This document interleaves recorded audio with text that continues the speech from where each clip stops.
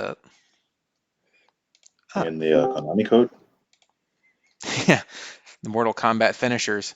Put them in. What's going on, everybody? This is Josh and Magic for a special lunchtime edition of AFL Advance. We pretty much decided we did not want to be doing a podcast while Deshaun Watson and Patrick Mahomes were taking the field tonight. So we figured the best alternative was to take advantage of the work from home lifestyle that we're both enjoying right now, and we'd bring you a little week 2 post game show with a little week 3 preview action here. And maybe you can enjoy it during your lunch, or if you're someone like Justin who's on the West Coast, maybe with your breakfast. So we are going to take a look at all the games that took place in week number 2, with the exception of 2 games. One, the Giants and the Bears. That game did make it to the fourth quarter. There was a disconnect, and the Giants will be getting a force win for that. So Edub gets a victory over the Bears. We don't have any highlights or stats from that game. And the Bills and the Dolphins is still unplayed as we speak. I believe that's getting played tonight. Haven't seen an exact time on that, but with Nino involved, I'm not super worried about it. I'm guessing it's probably more on Pepe's end with his work schedule. I'm assuming that game's going to get played tonight. And there was one more game we didn't have highlights for, and I'm scrolling through here and I'm hoping yes, the Rams and the Eagles we don't have highlights for because Goof's Twitch is not set up for VOD yet. And so we just didn't have any highlights for it. We'll have some stats from that one, and we got him set up. So going forward, his Twitch will have all the video on demand. So I do have chat up. If you guys can't hear me, please let me know. Although I don't know how you'll take those instructions, because if you can't hear me, you couldn't hear me ask for you to let me know if you can't hear me. So maybe, just maybe, I should type it in the chat. If you can't hear me, let me know. All right. So Magic, you ready to dive into some of these week number 2 games? Yeah, yeah, a little Sham is afternoon here delight. too. Oh, Sham is here too. You got your headset figured out. I did. It was more of the app than it was my headset. Gotcha. Good deal. All right. Well, we are going to start off with, well, first of all, we're going to start off with me making this look a lot better than what it's looking like right now, because that Chrome window is just not going to work for anybody. Let's get this a little bit sized up better. Come on, noob. All right. We are going to start off with a AFC North battle between the Cleveland Browns and the Cincinnati Bengals. Now, both of these teams lost week 1, and let's see, is Sham ever actually really there, though? Good. Danny did confirm that we can hear him. Both of these teams in week 1 had very disappointing losses. The Bengals basically got boat raced by the Chargers, mismatch on the offensive line versus their defensive line. You saw rookie Joe Burrow make some mistakes, and then Cleveland suffered the same fate against the Ravens, got blown out.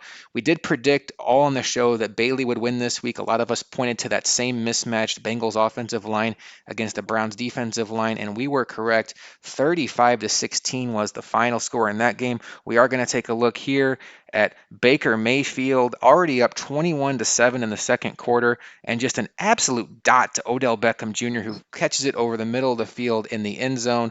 Browns take the big lead there. They would not look back, and the Browns get a 35-16 victory over the Cincinnati Bengals. Now, Magic, the Bengals have lost 2 in a row now, 2 AFC games. Obviously not ideal. The first game we talked about Joe Burrow struggling. That continued this game, 5 interceptions. Is it time to panic yet in Cincinnati, or do you still want to be patient with this young team and specifically the young quarterback? I think you got to stay patient. You know what the roster situation was when the team was announced, so you'd like to be closer in these games. But I think if Swag can just turn down the interceptions, I think these scores will be a lot closer, and he'll probably start winning some of these games. I think so too. I think Swag plays a very good defense when he gets the players on defense that can back up his scheme. And then from Bailey's perspective, he turned it around like we all predicted he would after that week 1 performance. Did get back to the ground and pound. Nick Chubb, 110 yards rushing and 3 touchdowns on the day. The next game we're going to take a look at, we did mention that the Giants beat the Bears. That's going to be a force win in favor of the Giants. We don't have any stats or highlights from that one, but we do have an update on an AFC South rivalry, a team that's near and dear to Sham's heart. The Jacksonville Jaguars and Stokes beat the Tennessee Titans and Chef 38-21. I think Chef was a little offended that we all picked Stokes to win this game, and I will say this game was a little closer than I thought it would be. Stokes did pull away quite a bit late, But I thought Chef showed well for himself in this game, showed that he wasn't completely overmatched by Stokes, which a lot of people are, especially early in the Madden season. But here we're going to take a look at a 17-7 in the third quarter, and this was probably the dagger. You have to play against the run here against Stokes in the red zone, but he does an RPO action to D.D. Westbrooks, goes up 24-7, and that would pretty much be all she wrote on this game. So Stokes with an early claim in this AFC South, dominated the Colts last week, and then backs it up by dominating the Titans this week. Sham, I know last week on the show you said that there's not much you can say about Stokes and Nino. There's just not that many holes in their game. But at this point, it's just hard to see anybody in this AFC South slowing down Stokes.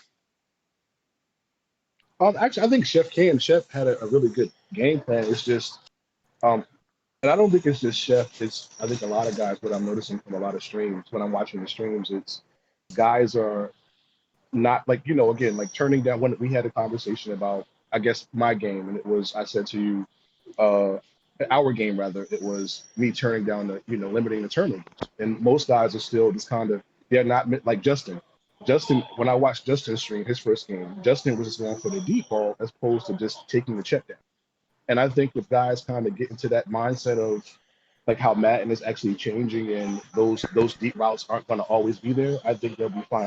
I think next go around, I think Chef will be fine. Yeah, I was impressed. Like Go ahead.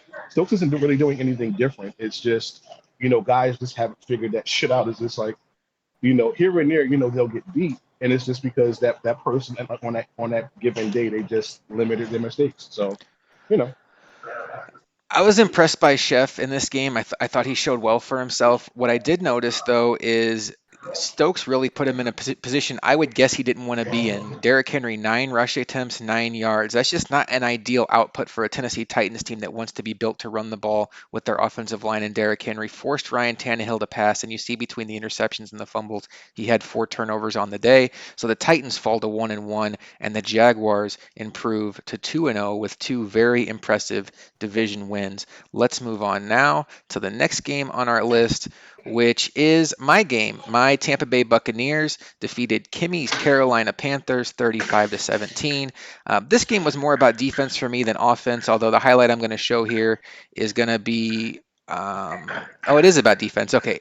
Colbert, my free safety that I did get in the free agent draft with a nice user alert there on our route to Kimmy, and gets it into the end zone. This was really the turning point because the Panthers had driven down and driven down. That's not even really a word. Drove Even down and scored on their first drive of the game, and I answered with a touchdown of my own. And then on the next drive, the Panthers threw a pick six, and it kind of seemed like that snowball avalanche effect. I think Kimmy's going to be good. I don't know necessarily if he or really anybody at this point in time in Madden in 21 are built to play from behind outside of a few elite passers like maybe the Dannys and the Codys and guys like that.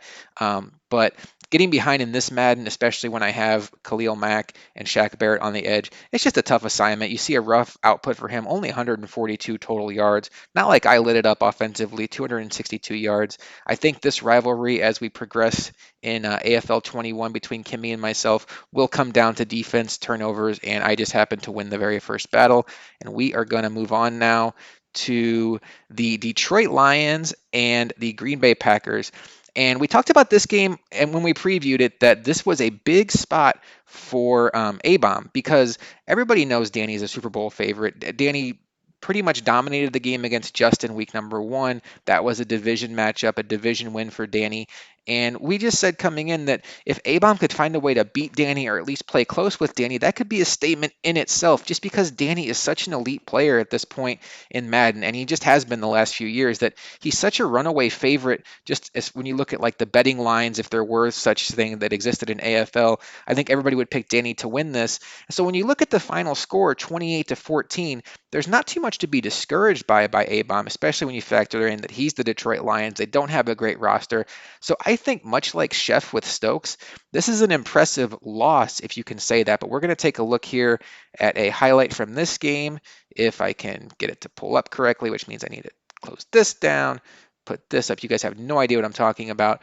And this, I believe, just an absolute roast off the line of scrimmage by Devontae Adams. Devontae Adams had a monster game this week against the Lions. 28-14 was the final in this game. Let's take a look now at the stats from this game, because if I remember correctly, Devontae Adams went absolutely bonkers in this game against the Lions. Um, Devontae Adams had 159 yards receiving and 3 touchdowns. So Magic for A-Bomb, it's one of those things. Cam Newton, 5 interceptions. Can't really have that against Danny. We talked about it last week. Justin having 8 interceptions. You just can't expect to beat a player like Danny with 5 interceptions in a game like this. But more about it from the Danny perspective, this guy is just as good as advertised, at least thus far in Madden 21 AFL. So he's got 13 interceptions in 2 weeks. That's pretty good defense there. That's what he does. What was the final score? Sorry. 28-14. 28-14 in a game where he also threw 4 interceptions of his own. I mean, if you're not going to be close when Rodgers is throwing the ball to you too, that's probably kind of disheartening. Yeah, it has to be considered a missed opportunity for Detroit.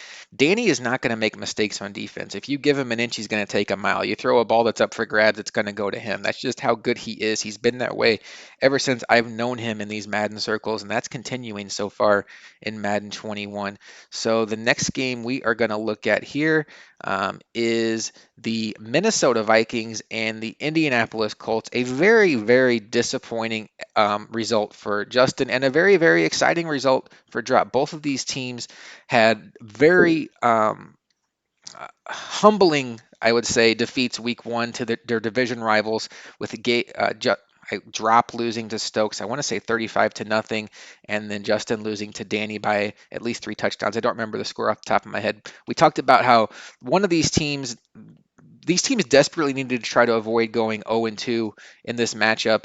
And for Drop, he did that 21-0. Justin, again, struggling to find consistency offensively. If you watch that game, though, there were some bounces that went against him. There was a pass that he threw off to the flat, hit his running back, who was wide open in the back of the head, bounced off of his helmet and went right to the Colts defender. There was some serious Moss catches there by the Colts DBs.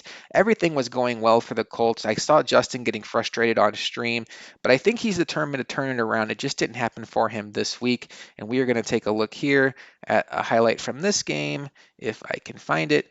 And this actually was probably the turning point. 7-0, but the Vikings driving, trying to tie it up. Justin just makes a bad read, doesn't see the defensive player jump into the sight line there, and Walker is going to pick it off. You're going to miss out on red zone points there, and he's going to take it all the way back to the house.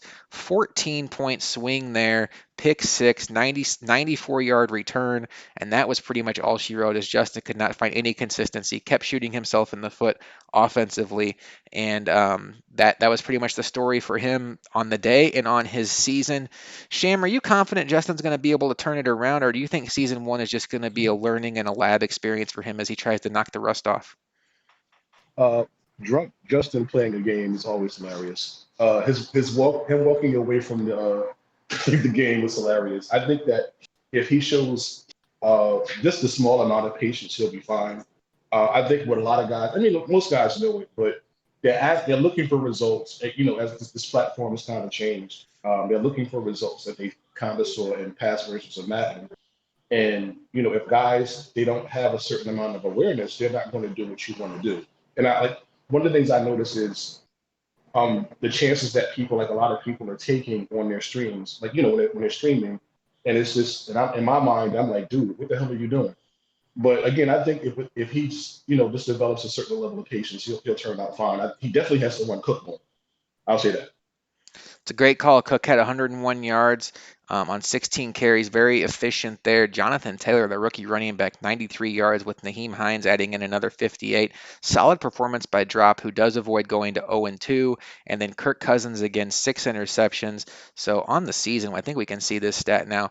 If between last week and this week, Kirk Cousins has already 14 interceptions in 2 games. So Justin definitely has to button that up. He seems like he has a decent grasp on defense and his running game, but right now it's the passing game that's holding him back and has him winless as we progress through season number 1. All right, we did mention that the Bills and the Dolphins are getting played later.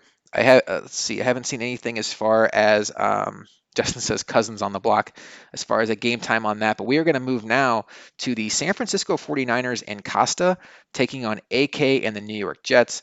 AK got absolutely dominated week one. It was a very tough spot. He found out that day he was taking over the Jets, and it's like, hey, welcome to the league. Go take on Nino with a team you didn't even know you were going to run with. And it was a tough result. We also mentioned that week two wasn't going to be much easier. He was taking on an equally tough team in the 49ers, actually, much more loaded team than the Buffalo Bills he faced before, and a good player in Costa. And I thought he showed well for himself. 24-14, not a lopsided score by any means. And I think these two teams are very unbalanced as far as talent goes. And we are going to take a look now at a highlight in this game. It is going to be down here somewhere. Oh, I know what it is. Entertain yourselves, folks. Would have been great if I'd put these in order. All right, so down 7-0. So AK actually holding on to a 7-0 lead. Watch this run by Mostert, though. You give him an inch, and he just takes it all the way to the end zone. It looks like he may have gotten caught there by that safety if he took a better angle. But that 95 speed running back is such a difference maker so far that I've noticed in Madden 21. I don't know if I can cue that up again. It was a good run. I just like it looked like the blocking held up well, but this is just such a difference when you have a running back like Mostert, where for a lot of running backs, that would have been a 5-yard gain and you're looking at 2nd and 5. Mostert's dancing in the end zone. And that's such a huge win when you're a runner, especially when your good running plays are explosive plays. So Magic, we talked a little bit about AK and how he still has to get his feet wet taking over a bad Jets team. I think his year to shine is going to be next year when he starts seeing some of the returns on those draft picks the real life Jets got for Jamal Adams, and he gets some progression under his belt.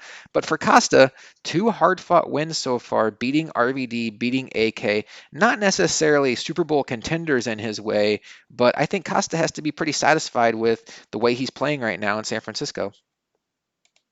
I actually tuned into this game, and I think Costa was losing maybe 14-7, 14-0, something like that. And to see him come out ahead and win 24-14, I mean, clearly he figured out opponent tendencies and got his own game going. So that's good. An in-game adjustment when you're down is always huge. So Raheem Mostert, 183 yards the first game, 205 yards the second game. So he is just an absolute monster right now. We talked about that in the highlight. And Costa 2-0, and AK falls to 0-2 on the season. So we are now going to move on to what I think may have been for RVD one of the most frustrating games of his Madden life, as the Washington football team and Prime get a 38-21 victory over RVD. Now, the story within the story of this game was something that was outside of the control of both RVD and Prime. Now, if you're in PS4, you saw Laura post about this yesterday. We are going to make an announcement before we advance today. There is currently, I don't know if you want to call it a glitch because it doesn't happen every time to my knowledge, but there's an issue with the game right now where when you're punting out of your own end zone, if you do not directional punt, which basically means you take the cursor that's pointing straight forward and move it to the left or the right, there is a very good chance that your punt is going to be blocked not by a defender, but by your own long snapper who just runs basically right at your punter and it bounces off of his head. This happened, guys. If you can imagine what Madden frustration is like, this happened to RVD twice in this game. 2 blocked punts by his own long snapper, both going for a touchdown. 2 14-point swings in a game that was decided by 17 points. Now, I can't speak for all of you. I can speak for myself. This would have been okay, it's time to reconsider if I want to play Madden moment for me. So I'm very impressed that RVD did not rage quit the league. But let's not focus on that. We all recognize that's a glitch. But let's do talk about Prime for a second, Sham, because Prime is a guy that week one he got beat up pretty good by K. Will. We know Prime took last year off from Madden. And now to turn it around and to beat, I just realized I don't have our song going on in the background. Turn around and beat RVD, and I'm going to show you a highlight here from that game if I can find it. I really should have put these in order. Who am I looking for here? The Cardinals and the Washington football team. I don't know if I have oh, I do. Here we go. I have it under Washington football team. I was looking for the R word that I shouldn't be looking for anymore. So WFT, you're going to cue it up here.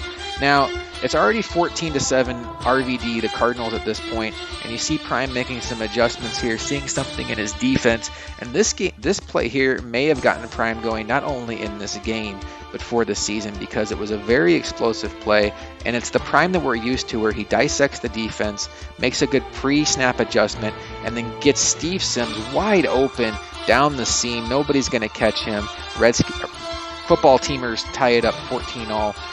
Sham, let's talk about Prime a little bit. Had a tough loss week 1, bounces back with a big win week 2, blocked punts aside. How are you feeling about Prime as somebody who can knock off the rust and make a statement in year number 1?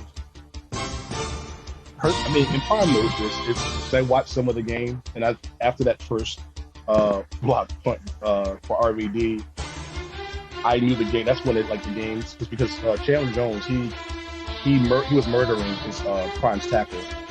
And again, not taking away from what Prime is capable of, but if you're just just from roster wise, RVD should have won that game. And if it wasn't for those benches, Prime would be over. Tough loss for RVD. Big win though for Prime to get to 1-1. In the loss, DeAndre Hopkins 114 yards and a touchdown, but Kyler Murray 5 interceptions. I think this is the theme we're starting to see, guys. When you turn the ball over more, you're probably going to come up on the short end of the stick. Not really saying much. That's pretty much how it works in all of football. But in this case, it's definitely what's showing true. So, Magic, we're on to your game now, and the Chargers and Lara got the best of you 28-13. We're going to take a look at a highlight here. If I can bring down that and figure out the highlight. And I loved this throw. This is why the Chargers drafted Justin Herbert. Rolls out against the grain to his left and throws an absolute dart to Austin Eckler. That is why you draft Justin Herbert with a top 10 pick, because of the mobility and the arm strength. Just an absolute dime that had to make Lara happy and had to frustrate Magic. But what a beautiful play. But Magic in general, I talked to you after this game. There was some frustration on your end because it felt like I didn't get a chance to watch this game, but it felt like, based on what you told me, there were some very uncharacteristic, inaccurate throws from Pat Mahomes, who we all, right or wrong, expect to be perfect. Little generic passes to open receivers just sail over their head and get picked off. It's like, oh, okay. It happened twice, maybe 3 times. Then you see this Austin Eckler completion. Wasn't thrilled. Gonna say that. He played well, and then he got the win. So Lara improves to 2-0 with the Chargers. Magic, you fall to a tough 0-2. You had that heartbreaking loss last week to the Texans. This week was a little bit more decisive, 28-13. Justin, I am going to turn the music down. Let me know. I turned it down. This is pickup one. I'm sorry. Go ahead. Oh no, I'm at work. I'm sorry. Oh, I got you. Hey, work takes priority over what we're doing. Although I don't know. Maybe if you got fired, you'd have more time to play Madden. It is the trade-offs in life, right? All right, we are going to go now to... Oh, this was a fun game. We had a bunch of people watching this game last night in chat as Shadow's Houston Texans, Shadow's debut, taking over the Texans, get what I think was a huge upset win over JD and the Baltimore Ravens. When you watch this game, guys, Shadow did not appear to me to be somebody who had taken 2 years off of Madden or 1 year off of Madden. His reads were very sound in the passing game. This could be just as simple as what Magic says about Madden all the time, is it's just Madden. We're not like trying to invent. It's not rocket science. It's not brain surgery. It's nothing of that nature. It's just Madden. It's just football. It's just passing. It's just running. And sometimes we tend to overthink it and look for these perfect plays, and it could just be as simple as picking up and playing. And then from the Ravens standpoint, a very disappointing effort by JD. I got the impression, and I don't want to speak for JD. I certainly didn't talk to him after the game. just watching the game, watching his play designs, I got the impression he may have been taking Shadow lightly. There were a lot of forces down the field to Hollywood Brown where he wasn't necessarily opened. It looked like JD had some things in mind he was trying to work on in the passing game, maybe new plays he was labbing, something like that. May have taken Shadow for granted, but a lot of interceptions trying to force balls to Hollywood Brown in coverage. And 20-13, the Texans beat the Ravens. We do have a highlight from this game, and it's going to be on the negative side for Lamar Jackson, as it's 13-13 here, midway through the third quarter, and JD drops back to pass, and he is picked off by Bradley Roby, and this one is a house call, and you can see Shadow is going to dive into the end zone just to rub it in just a little bit.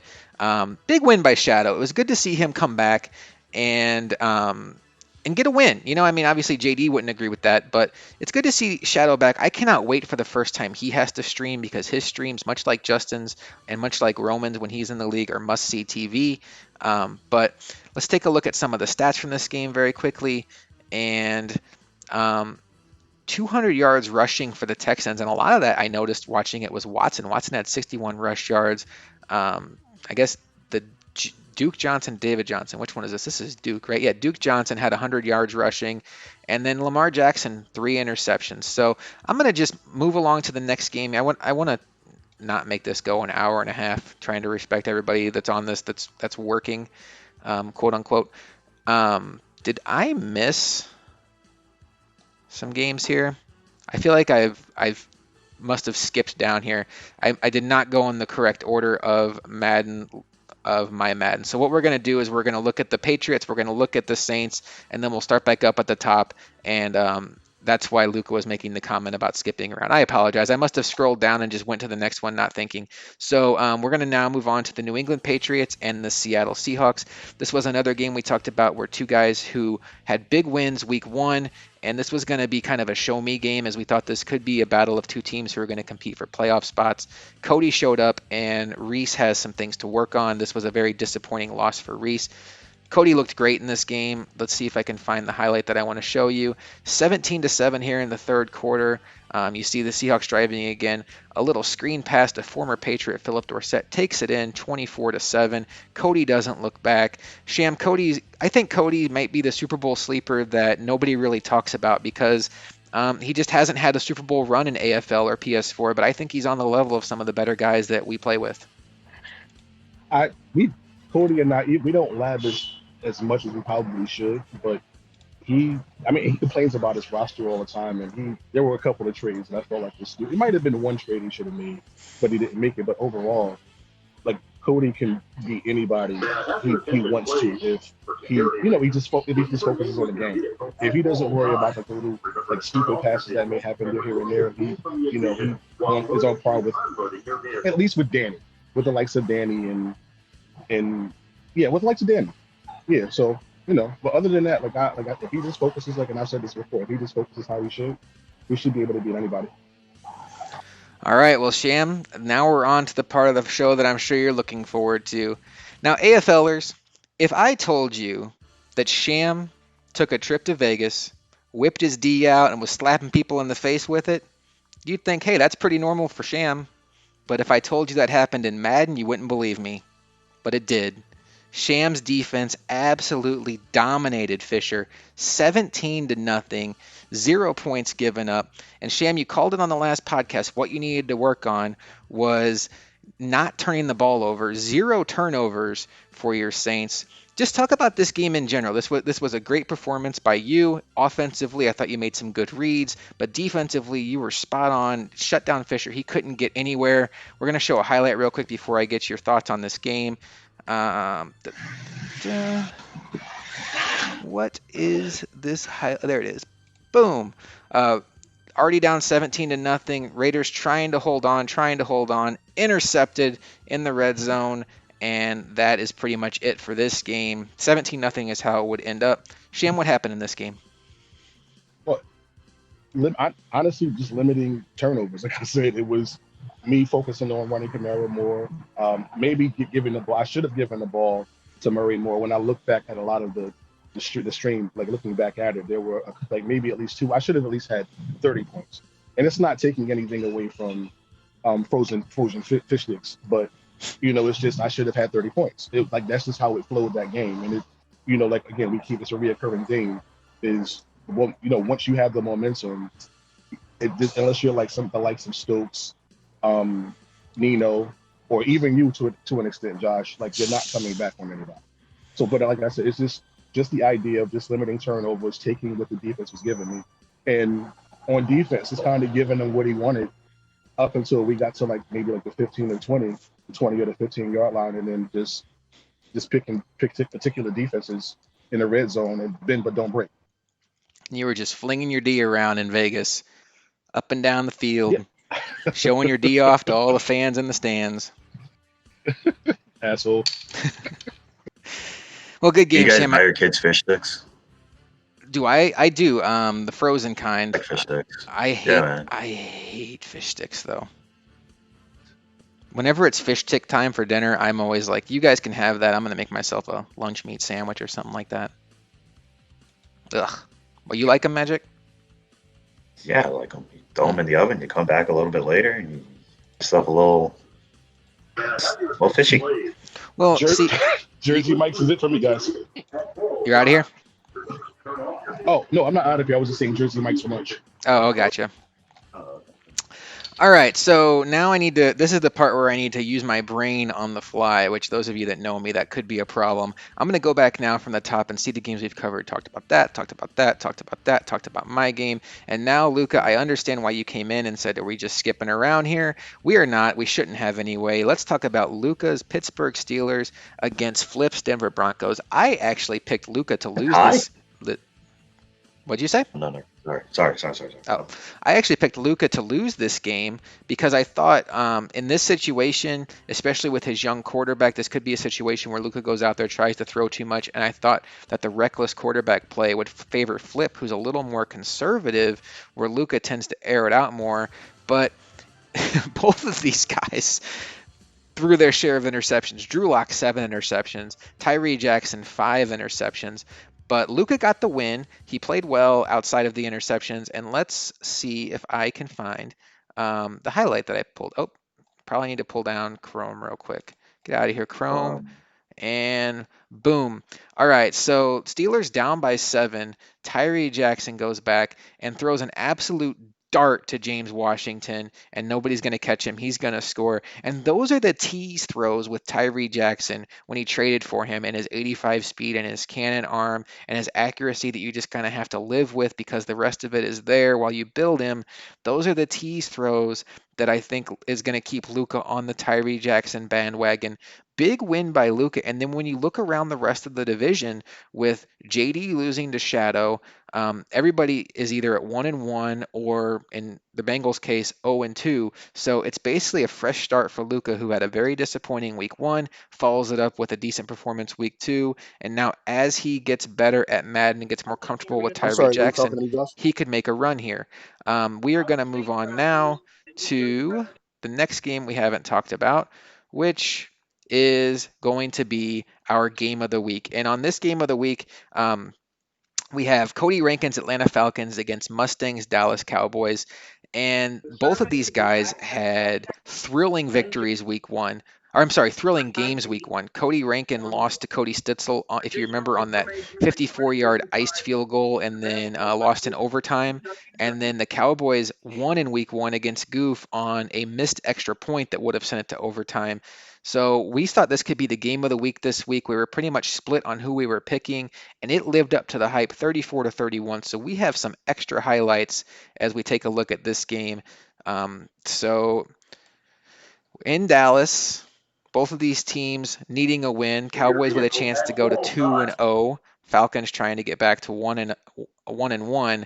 And the very first play of the game for the Falcons, this could have been a sign of what kind of game it was going to be for Todd Gurley. He takes a pitch, makes a couple Dallas defenders miss, and he is gone. Some very unfortunate user click-ons from Sting. I'm not sure what was going on there. He obviously was not trying to get out of the way, but it looks like it was a click on, maybe some lag where he clicked on, wasn't sure who he was getting to, but 7-0 Dallas. So now it's 14-0 Dallas. Or I'm sorry, 14 to 3 Falcons, and they find Hayden Hurst in the end zone. So the Falcons are running away with the game at this point. We're going to take it now to the end of the second quarter, going into halftime, 20-3. Falcons driving again with a chance to really put the game away, but an interception by Dallas here and a woozy really what I think saves Dallas at this point. Even a field goal would have just been felt like a nail in the coffin, too much to come back from in Madden. But a woozy extends Dallas's lifespan, gives them some momentum, and they come out first drive of the second half. And on 3rd and 1, you think Mustang is going to run? Nope, he hits Amari Cooper, and Amari Cooper is not going to be caught from behind. 20-10, Dallas is coming back. But look at this answer by Cody. 20-10. He needs an answer on this drive, and he gets it in the form of Calvin Ridley. Watch this catch and run, and it's going to be more bad tackling by Dallas as he makes two guys miss. One guy missed twice, and Ridley to the end zone. 27-10, Dallas. Now, Dallas needs some kind of a miracle play to get back into this game. We're winding down in the third quarter, 27-10. All Cody really has to do is protect the ball, but he has a sack, a fumble, and you see Hill pick it up, and he's going to run it back to the end zone, 27-17. So Dallas continues to hang on. They continue to have life. Now we pick it up with 3 minutes to go in the fourth quarter. Dallas is down by 11, and Cody does what you just can't do in this spot. He throws an interception to Xavier Woods, who I believe is also the name of a professional wrestler. He gets Dallas life, and Zeke is going to finish off this drive with just an absolutely angry run. Looks like he should have been down at the 2-yard line, fights his way into the end zone. But we talked about Todd Gurley, guys. We talked about how this was his day. At the end of the game, when you have to put a game away, you give it to your star player on the day, not their best player, and he grinds out the victory for them, gets a couple of tough first downs, and Dallas ends up losing at home, doesn't get to 2-0. Huge win for Cody Rankin, who had a heartbreaking loss week 1, comes back and holds on for an epic victory over Dallas week number 2. Sham, I know you know Cody pretty well. I'm not surprised he won this game. I think Mustang is still going to be fine, but this was a very impressive game. And for a guy, Cody Rankin, who lost a very disappointing week number 1 game to Cody S., this could have been a spot where he crumbled down the stretch, seeing his lead evaporate, and he held on strong, closed it out, and got a big win. Um, Like the Codys are annoying. Like I don't. They're all pretty fucking good. He's another one that if he focuses, if he's on his shit, the best thing that you can't, especially this Cody, is if you make no mistakes against him, you'll be perfectly fine. If you do like what Stang did, just making, turning over the ball in the red zone, stuff like that, so on and so on, you end up with an L. So Final stats from this game: we had Dak Prescott 4 interceptions. I did talk to Stang after the game. He said he has to be more committed to his running game. Just couldn't get it going that game. But Dak, too many interceptions there. Todd Gurley dominated with 192 yards and 2 touchdowns on the ground. Now I'm going to go back here and see, have we covered every single game? We've done that one. I believe we have. I'm just going to scan through one more time. Unfortunately, we don't have any highlights from the Eagles and the Rams, but we can look at some stats on that one. K-Will's Eagles 26-19 over the Rams. The story again is Miles Sanders had a huge performance week 1, was the offensive player of the week in the NFC week 1, is going to be in contention for that this week with another 200-yard performance, although it might go to Raheem Mostert because Mostert had 200 yards and multiple touchdowns. We'll have to see about that. Goof falls to 0-2, but Goof is showing well for somebody who just hasn't touched Madden in a couple of years. I think it's going to come around for him. He lost week 1 because of a missed extra point. Certainly not ideal there. And that is it. I don't think we missed anything. Very nice performance by Wentz. So guys, it is time, as I want to have this matchup on the screen, it is time for us to give out some week 2 game balls. And for that, I'm going to start off with you, Sham. Who gets your game ball for their performance in week number 2? Me. Wow. Humility is not a thing on this podcast. Sham picks himself, but you know what? I don't hate it. You called it. You weren't going to turn the ball over. You didn't turn the ball over. You won the game. You dominated. You were slapping people in the face with your D, and the Saints got to 1-1. All right, Magic, who gets your game ball for week number 2? Hmm. I think I'm gonna go with drop. Um, After the shellacking he took at the hands of Stokes, he came out and he managed to shut out Justin, and never was really danger in that game. So I'm gonna give it to drop. All right, my game ball is going to go to Shadow for a guy that I thought was rusty in Madden, came out, took over a team, and beat somebody that we all think is going to be a Super Bowl contender with the Baltimore Ravens. Comes off the bench essentially and beats the Ravens, and everybody in chat was watching that. I did have consideration I wanted to give to Cody Stitzel with his dominant performance over Reese. Um, and just kind of scanning through the scores again, I think for the most part, everything else went as expected. So yeah, I mean Bailey had a big win, but I don't think that necessarily surprised many of us. So I feel pretty good about giving it to Shadow with also a nod toward Cody Stitzel. So that is our game balls, and guys, let's fly through the week 3 predictions so we can all get back to work. And let's get it going. We have Pepe's. Oh God, we never mind. This is going to be a great game. We have Pepe's Miami Dolphins, who are 0-1. They play Nino later. You can draw your own conclusion of what his record is going to be after that game. Untrue. And the schedule gets a lot easier for Pepe as he travels to, let me check my notes here, Stokes and the Jacksonville Jaguars. I see no reason to think that Pepe is going to be the one that figures out how to slow Stokes down. I think the Jaguars win. I think it could get pretty ugly in Jacksonville as Stokes gets his first home game of the season. I take that back. He was home week 1 against Indy. Ignore that last part. Stokes is going to win. Sham? Sham, I see you typing in chat. Are you not listening to me and typing in chat? I am listening to you. Yeah, Stokes all the way, Nino all the way. Sorry, PP, Pepe, whatever you call yourself. And Magic. I'm gonna. Never mind, I'm not gonna say what else. I'll just take Stokes. Thank you, Justin. I didn't realize I didn't have Chrome on. Boom. Probably helps if you guys can see what I'm talking about here. All right. The next game we're going to talk about, this should be good. I'm looking forward to this one. This actually has game of the week potential. We have Costa's San Francisco 49ers 2-0 taking on E-Dub's New York Giants also 2-0. Now, when you look at how these guys got to 2-0, Costa beat RVD and he beat AK. Neither one of those games were blowouts, just solid wins. On the other side, Edub had that comeback victory against Luca week 1, and then he beat West in a game that we don't really have any stats from, but he was in control enough that they both agreed that a force win was okay. And now they do battle in New York on the home field of the team that both of these guys cheer for.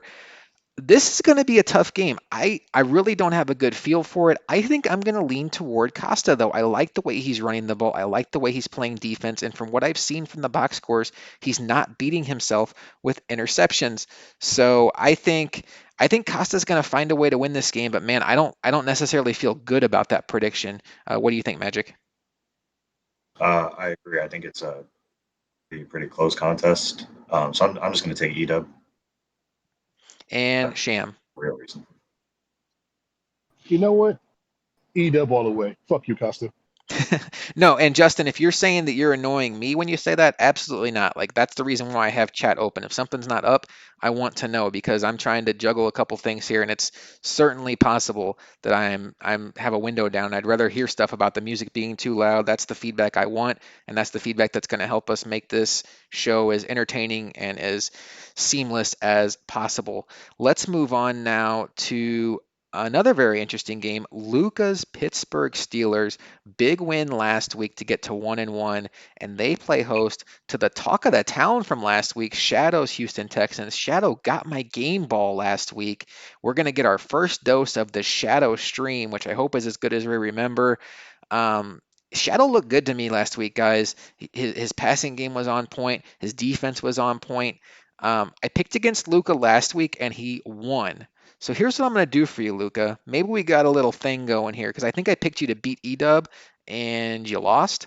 I'm going to pick against you again, Luca, and I think maybe I'm your good luck charm. I'm going to say Shadow finds a way to keep this thing going, get to 3-0, and Luca's going to lose. So I just did Luca a favor and picked against him. Sham, who do you like in this game? Pussy. Luca all the way. And Magic.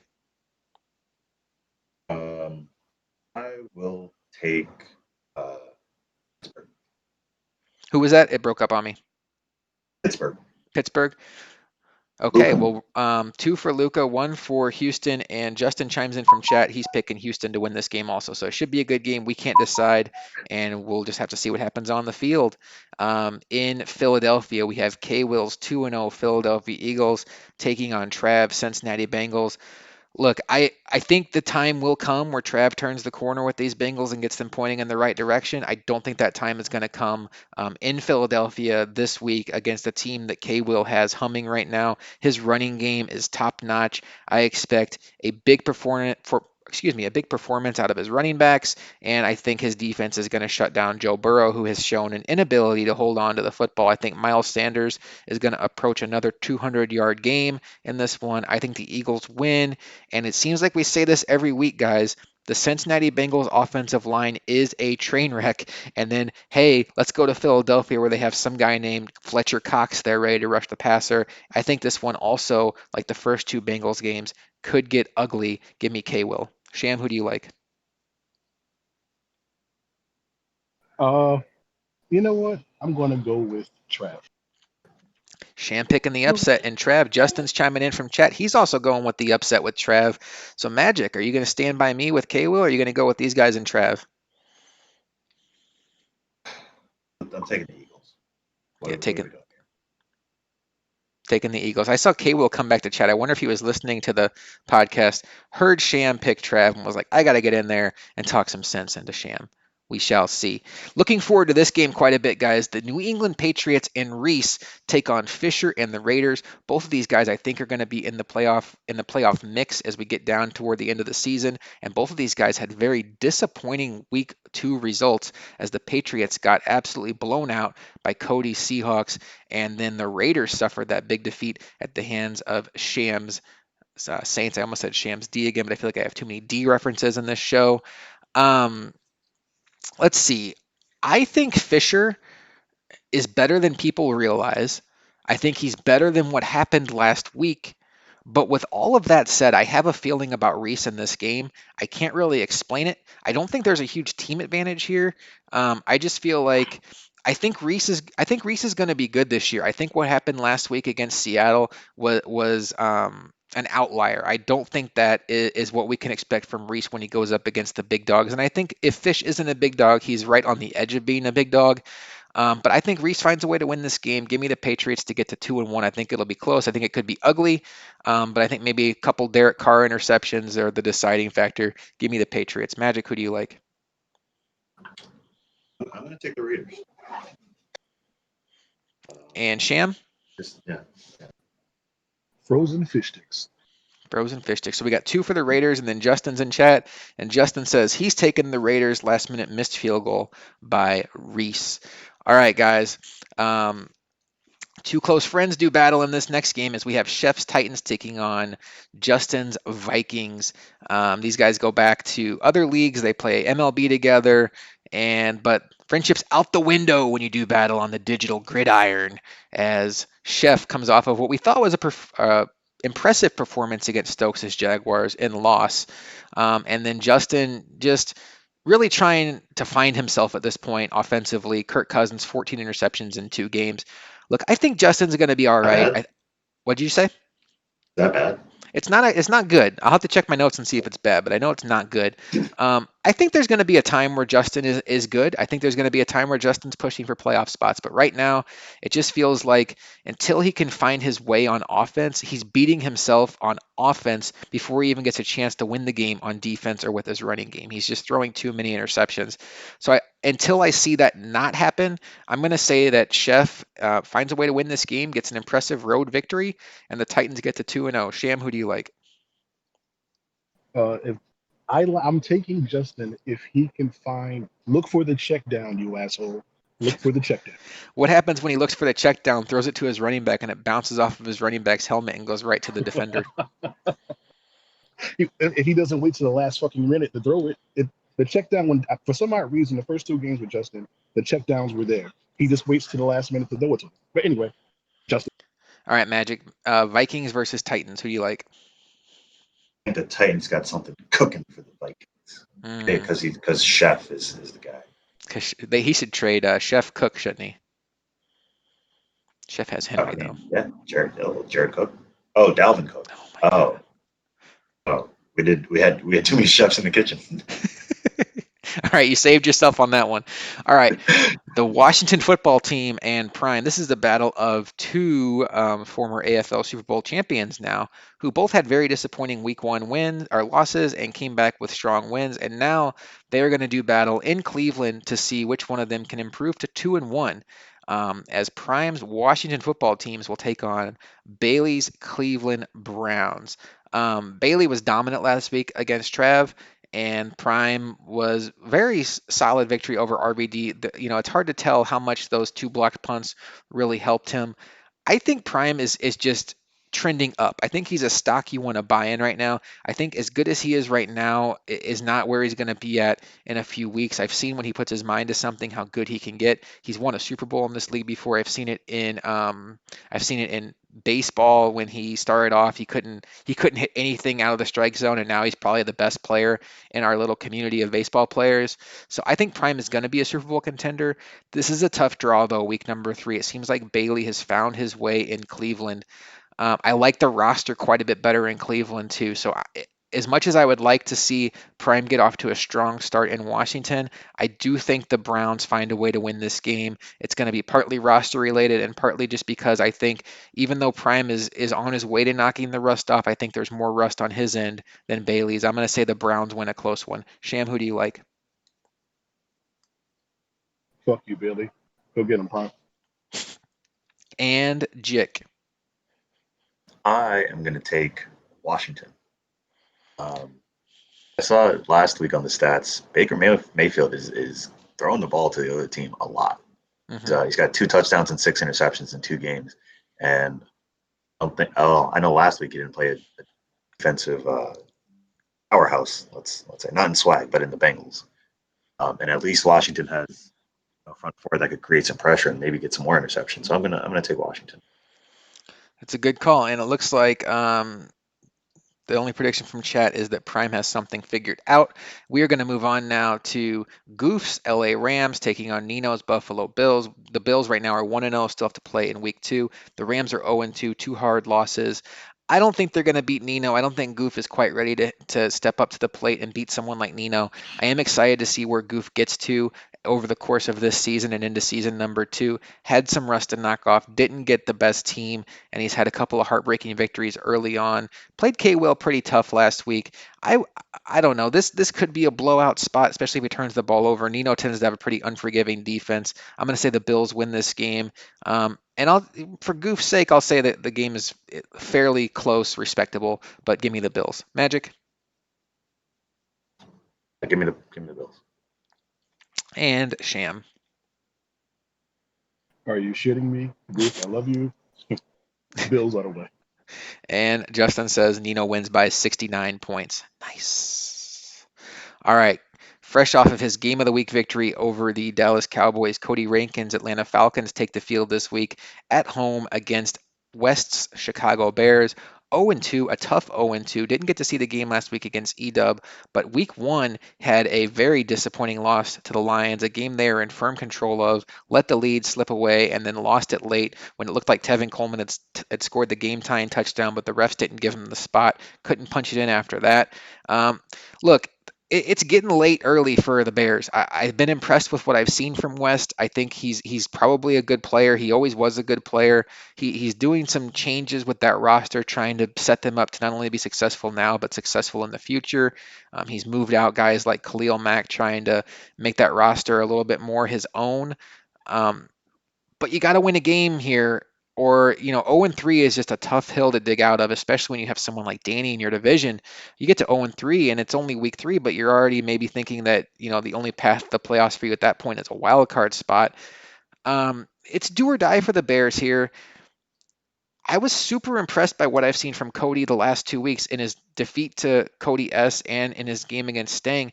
I just don't see how I can pick against him right now. He's playing really well. I think this will be a good game. It wouldn't surprise me if West wins, but right now I'm going to have to put my chips on the side of Cody Rankin and see if West can prove me wrong. But this is a big spot for the Bears. The Bears need to find a way to get this one to avoid getting that hole dug a little bit too deep too early in the season. Magic, who do you like, Falcons or Bears? You're saying that if the Bears lose, they may as well go into hibernation? Yes. Taking the I need Falcons. you to leave the dad jokes to me, but you've made me laugh now twice on this show, so I'll allow it. Taking the Falcons. It bears watching. Ah. No, it wasn't as good as yours. Go ahead. You said Falcons? Yeah. And Sham. West, you will be deported. Rankings for the win. Chef, if you're listening to this show, advance will be tonight if all the games are done. If not, we are scheduled to advance tomorrow morning. Let's see. We have Kimmy's Carolina Panthers 0-2 going against the 2-0 LA Chargers and Lara. I like what I've seen out of Lara so far. Justin Herbert is slinging the ball around very well. Dominant performance week 1, followed up with a very solid performance week 2 against Magic. And right now, guys, I don't see a reason to think that Lara can't make it to 3-0. He's playing well. He's protecting the ball. He's got his team. He's playing really good defense. I mean, when you hold the Chiefs under 20 points, that is something. No offense, Magic. But I think his defense against a team in Carolina that really struggled to move the ball last week against my Bucks, there's really just not a reason for me to think that the Chargers will lose this game. So, especially when you look at what I think is one of the worst offensive lines in Madden and the Panthers, and then you have Bosa and Ingram in LA. So I think Lara, in front of his home fans of LA, gets a victory and improves to 3-0. Sham, what do you think? Whatever. All right, and Magic. I would like the Panthers to win. I'm gonna pick the Chargers.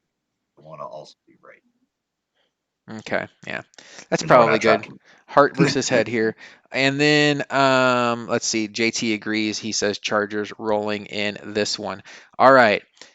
The New York Jets and AK travel to Indy to take on the 1-1 Indianapolis Colts and drop. So the Colts had that big win last week against Minnesota. AK is 0-2, but he did play well last week against Costa. And guys, I think AK gets his first AFL win here. He's had a couple weeks to get used to this Jets roster. He played tough last week in defeat to Costa. Drop won last week. But this to me is a flip of the coin game, and I think it's just one of those things where I think both of these teams, 1-2 sounds about right versus saying that the Colts are going to be 2-1 and the Jets are going to be 0-3. So I think it's kind of like, um, you know, I, I don't know. I can't really think of it other than the fact that I think that 1-2 sounds right for both of these teams. I don't really have a good football reason for this. There were a lot of bounces that went in favor of the Colts last week that I don't think you can sustain. You can rely on. I don't think that's a sustainable formula. Drop did run the ball very well last week, so we'll see what kind of run defense AK has. But I think the Jets sneak out of Indy with a win and their first win for AK in AFL. Magic, what do you think? If Drop is running the ball well, we saw what Costa just did to the Jets. I'm gonna take Colts. And Sham. I felt like AK that game. I mean, I think it was based off of just it being the Jets. Mhm. I think if he had any other team, he would have beaten Costa. But AK definitely takes this one. The Arizona Cardinals. Oh, Justin says Jets take this one. So we have 3 for the Jets and 1 for the Colts. The Arizona Cardinals and RVD, tough luck loss last week, looking to get his first win of the season to avoid going to 0-3, taking on A-Bomb's Detroit Lions.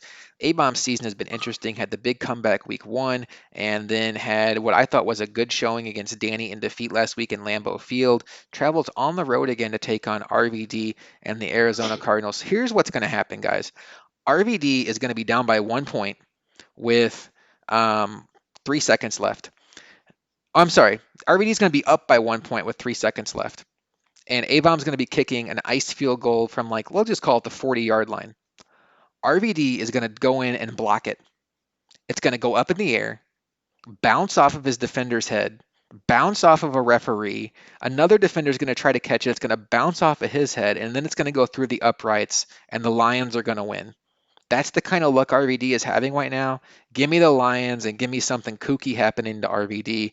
I hope I'm wrong, but I just feel like that's just where he's at right now in Madden, where something that we can't even foresee happening goes wrong. Lions win, get to 2-1. That's my prediction. Magic, what do you think? I'm gonna take RVD. I think his bad luck stops here because it's the Lions. and what do the Lions know about luck? Hmm. They're terrible. It's a franchise. They Always are have terrible. been, and always will be. I'm a Bills fan making fun of them. That tells you how bad they are. And Sham You know what? RVD. and Justin says go Cards. So I'm the only one on the Lions. Let's make sure that this is still up and good. All right, Mustangs, Dallas Cowboys. Two close games so far. 1-1, traveling to Seattle to take on Cody Stitzel and the 2-0 Seahawks. Huge win week one on the road against Cody Rankin. Blowout victory last week against Reese. Look, I think Mustang's going to be fine. I think once he can get his running game going consistently and not lean on Dak so much, he's going to be fine. But this isn't the spot for it, guys. Cody's going to put up his points. It's going to force Mustang to pass the ball to keep up. And that's just not where his strength is right now. I think the Seahawks win, and I think they have even the ability to pull away if the Cowboys and Dak are forced to pass. If Sting can protect the ball, could be interesting. But I'm going to take the Seahawks right now to get to 3-0 and the Cowboys to fall to 1-2. Magic Um, they'll take Seattle. and Sham. The Seahawks. All right, guys. Well, we have 3 games left. We're not going to predict any of them because they are our games. I take on Flip's Denver Broncos. Much like I said last week against Kimmy, when you go against somebody who is you are perceived to be quote unquote better than, or somebody who's struggling, the biggest key to the game is just to play your game, is to be smart, not take anybody for granted, not take any play for granted. I'm certainly not good enough at Madden 21 right now to take anybody for granted. So I'm going to go in there. I'm going to do my best to avoid Von Miller and Bradley Chubb completely wrecking my offense, which should be easy considering they're both in Seattle and Bobby Wagner and Jamal Adams are there, but they also can wreck my offense. Gonna have to be smart. I run the ball. Those guys can certainly cause fumbles. It'll be an interesting matchup as Flips Broncos try to avoid going to 0-3. Sham, your Saints follow up your big performance last week in Las Vegas with the pleasure of taking on Danny's Green Bay Packers. This game will take place in the Superdome in front of your home fans. What are your thoughts on this game and your keys to victory?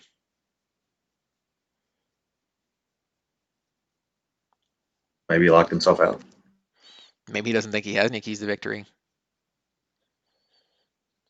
Awkward. All right, Sham. If you're gonna win this game right now, tell me why. If not, I'm gonna assume you're gonna lose. There you have it. Sham does not think he can beat Danny. But I'll say for Um, Sham right now, I thought he did a great job not turning the ball over. If there's ever anybody you don't want to turn the ball over against, it's Danny. And this is going to be a huge test for Sham's defense. They were strong week one against my Bucks. They were strong week two against Fisher. But this is a different animal with Danny controlling the Packers. If Sham can uh, protect the ball on offense and play sound defense, not give up those big plays, I think he can stay in this game. But it's going to be a tough one for him for sure. And then the last game of the week, Magic, maybe the two funnest teams in all of Madden, JD's Baltimore Ravens off of a very disappointing loss last week to the Texans, and then you off of an equally disappointing loss there to the Chargers. What has to happen for you to find your way into the win column? just want to point out that I like that we're doing these advanced things because I had no idea who I played. Look at that. See, it Uh, helps you know who you play. um, I don't know. I need to protect the ball.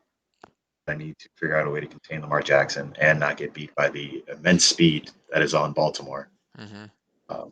We don't have the defense that Baltimore does to just get a stop. Yeah. Really what we do over here. Oh, does that bother you, Mr. Kansas City, that the other team has some fast receivers? Is that really tough for you to deal with, Kansas City? Yeah, you think, oh, it can't be that bad. We go against speed in practice. But here's the thing, I don't practice. So You don't practice. we're in a pickle over here. Your practice is trying to remind yourself what the buttons are while the coin toss is going on. I mean, these defensive audibles, man, where are they? Just remember, R1 is contain. Oh, we're gonna spoiler alert. We're doing that every play. R1, unless you get distracted by food. Oh man, this popcorn. That never mind. All right, guys. Well, that is it for our show. Good luck to everybody in week number 3. We will advance hopefully tonight if we can get a set time on the matchup Are we done? between Nino and Pepe, and we'll be back next time on AFL Advance. Talk to you guys later.